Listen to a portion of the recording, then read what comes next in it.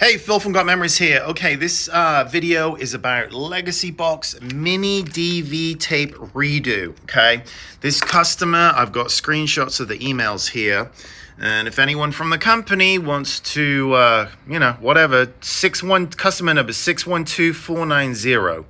Okay. And yeah, so this is basically, I'm going to read this real quick. Hi, Phil. You can see it right here. Hi, Phil. Let's make this bigger. All right. Yes, I used Legacybox South Tree and had everything transferred a couple years ago. Not great quality on the video transfers, but I figured it was just the way it was, which is very common. People just go, no. I did not know it was possible to get better quality until I saw your video. They put the digital videos on a USB drive and it worked fine at first. Then recently I tried to use it, the USB, and it didn't. I took the USB drive to a data recovery center and they said they couldn't retrieve anything off of it. No reason why it happened except some of the USB drives have become corrupted. Frustrating because I couldn't figure it out. I'd only used the USB about 10 times over the years and stupidly never saved anything to any other format. Very common. You gotta back this stuff up. Mainly because they put the videos on DVD as well. There wasn't any issue with my computer at all. My other USB drives work fine. Unfortunately, when I went to use the DVDs for the first time after the USB, I found they made the DVDs so I can't use any of the files to copy them over because they're VOB files on a DVD. So basically, I decided to start over. Looking to get everything on USB drive in a format where the videos are usable again. I planned on trying to get everything transferred again with a new company, iMemories. But saw your YouTube videos, figured I might as well go a different route. There are stickers on each tape, 15 of the 17 tapes, just planning on moving the stickers before. Anyway, blah, blah, blah. And then there is a quick follow-up because I had a problem yesterday with one of the tapes, number 4, which is now stuck inside of a player, and I'll show you that in a second. Glad I made everything. Yeah, I haven't used tape number 4 since it came back from the other company. So, extremely common. Now, this is a little bit different because they'd already got them. They were shoddy. A couple years went by. The USB drives fail. Okay, Legacybox, South Tree, Kodak Digitizing, all the same company. I've seen other USB drives from other companies as well, and they're like these cheap jack, Amazon, the basement of China crap that have a massive high fail rate. When you are doing this yourself, or if you choose in a company, they must use SanDisk products, period. This is one someone recommended to me a couple weeks ago. I ordered just as a test and tested them out. 30% fail rate. Out of 10, 3 of them failed. Crap. So yeah, SanDisk, this is all I use. High quality. I don't want problems as much as the customer doesn't want problems. The last thing I need is people going, oh, the drive failed. And I never, 22 years of business, SanDisk is the gold standard, period. Do not use anything else. I'm sure trolls will be in there going, oh, use yeah. Anyway, so what I've got going on right now is a very common issue. I'm redoing these tapes done by Legacybox a couple years ago. Quality was shoddy, she said. So what is very common with mini DV is I got in all my loads of other videos is bars across the screen, pixelation, audio disappearing. These tapes are failing as time goes on. And also, if the video heads aren't clean, which none of these companies clean their video heads or repair their equipment, they just slap stickers on them and tell them that your tape is the problem, not their players, when it is actually their players most of the time. So this is a classic case here, and this is a classic case of you put a tape in, you hit play, it's not coming up with a counter, it's not coming up with anything. So one of two things. A, tape is blank. B, video heads are clogged and it's not counting, it's not, very common. I've got to clean the heads on these things constantly. Or the kids got hold of stuff or 20 years ago, you fast forwarded on a tape, didn't record anything. So you have to check, especially if it's got writing on it. So 63 minutes. So watch this. I'm going to keep fast forwarding. You have to do this. Any transfer company, look at this now, it's counting. So there's about 3 minutes of blank space, and now it's the girl's, ballerina thing and, family memories. So you have to look at this when it kicks in. Yeah, so there's about 1.5 minutes of blank space. So any company that's doing this professionally, correctly, is going to be queuing this up and checking all of these things to make sure that all the content is on it, and then starting the capture. And for the trolls out there, again, you're talking about Elgato, time is money. I do offer other options with capture. Here we go, boom, start the capture right now. Also, another thing is the audio. You've got to make sure the audio is up, because I'm seeing all these crappy companies, you can't even hear it because they're just not. A lot of them are transferring videotape to DVD and then ripping the discs, and they're not even using the correct software and the correct settings, so you can't hear anything. Especially if you've got elderly, parents, grandparents that are hard of hearing anyway. It's pointless. So, onto that's covered. That is due diligence. That is checking and rechecking. Any professional that's charging a decent rate is checking all these things. If you're going cheap, you're gonna get crap. So, this one here, tape number 4, this is now killed this player. Look at this. And it'll come back again. So I have to undo this player. I got someone coming in look, just pops in, pops up. So now I have to take this thing apart and get the tape out. And it is stuck. I mean, stuck in there. So one or two options. I either do this myself, screw around with it, or I am by design located to my trusty VCR repair guy that is located next to me. I've been working with Tim for 15 years. When this retail spot became available 6 years ago or so, he was like, dude, it's available. Get your ass in here. And I just wheel everything next door. Oh, keys in the door here. Let's go to Tim next door. Hopefully he's not busy so we can have a moment to chat about getting this damn tape out, because I got to spend money now to get this tape out. That's the irony here. Hey Tim. Hey. I'm just doing a little video here. What's going on? I've got a tape stuck in here. Oh, okay. Legacybox redo job.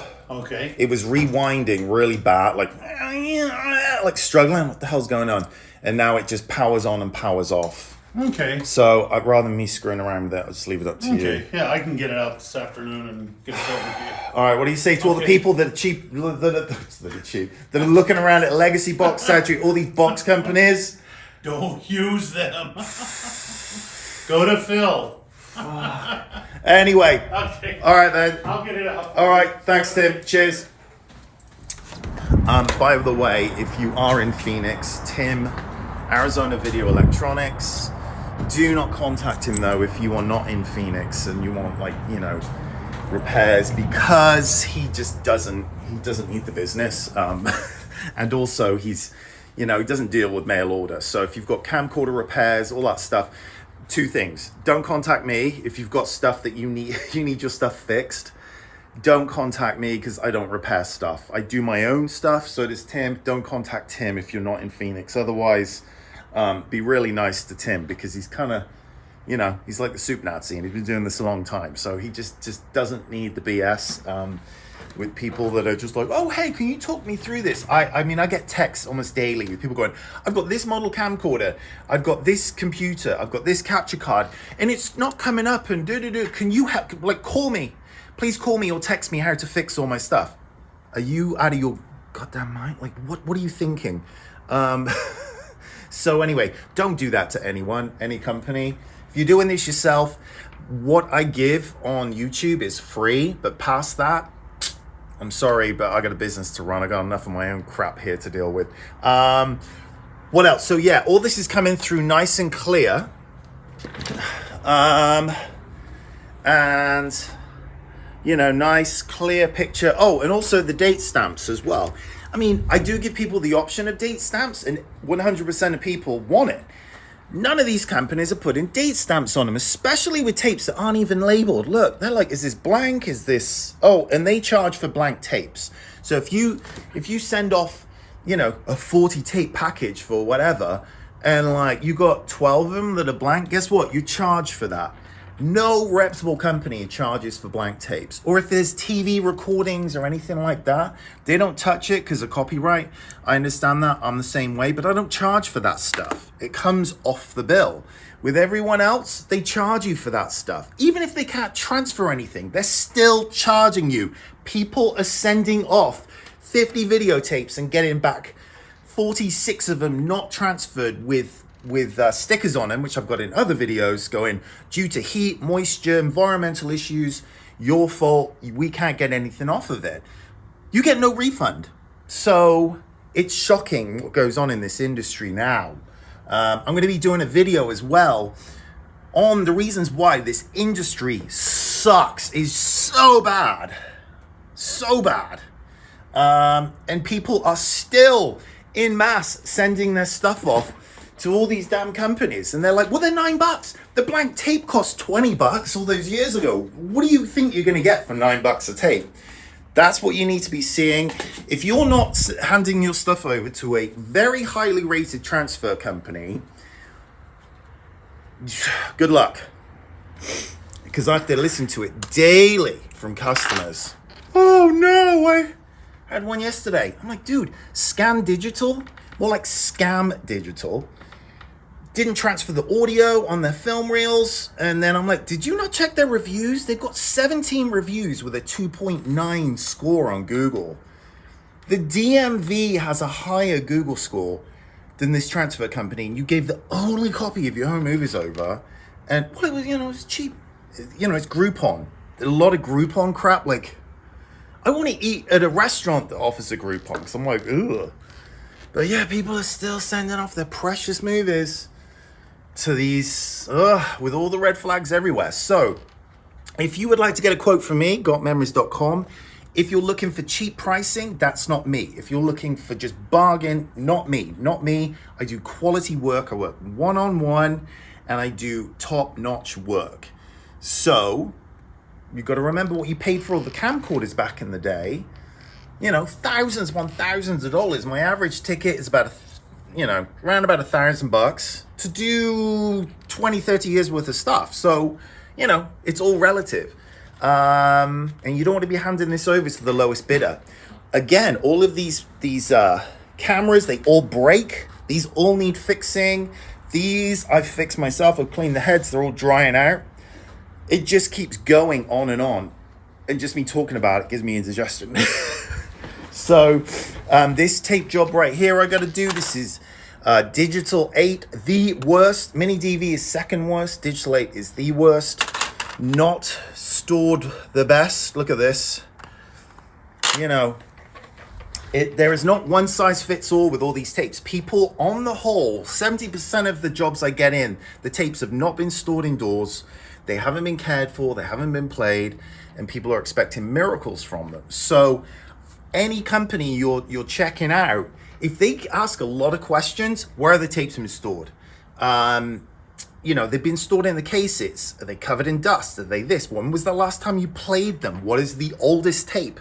These are questions. If someone's asking those questions, that they're probably going to do a good job, because they're trying to figure out how much of a pain in the ass this is going to be for me to get clear picture and audio off of these aging, ever problematic tapes. So I like to know the story. I have to know, because one job can wreck the entire, tons of equipment from one job. It's like a virus. It contaminates everything from people's carelessness. And if you have got your stuff in the garage, attic, damp basement, storage unit that's not climate controlled, you need to get that stuff immediately out of that environment. Dust, dirt, you need to clean this stuff meticulously, and then get a player maybe and see if it plays, but then it might get stuck in the player. It's all a pain in the ass. It's all old. So 2024 right now, the prognosis for this industry in the next 5 to 10 years is going to get interesting because all of these companies are struggling to get clear picture and audio off tapes. And also labor shortages, shortage of staff that have got a brain, labor costs, all of these things. I mean, if they're charging $9 a tape, can you imagine what they're paying their staff? I have staff that text me and email me and comment on the videos at all of these companies. And they're like, dude, this is like a sweatshop. We've got to move through. We've got quotas. If tapes don't play within seconds, we've got to move on and slap a sticker on it and tell people their stuff is gone. When the tape's fine. It's just the previous job was covered in shite. And that's another thing. I do not put, like this job right here, I'm going to test a few tapes because I'm not going to spread this out because it's going to contaminate everything, which is what happened with this job right here. 4 Digital 8 players went down because of one job. And then I got to sit there and take it all to pieces. So, you know, I charge a premium for Digital 8, period. Mini DV as well. Old videotapes. Oh, my tape's 46 years old. Yeah, it's going to cost you. So, if you would like to get a quote, gotmemories.com. I do bang on, knock out of the park work. Conscientious, caring. You have to. You've got to really dig behind the scenes into unearthing all of this mess. Oh crap, the bloody app crashed.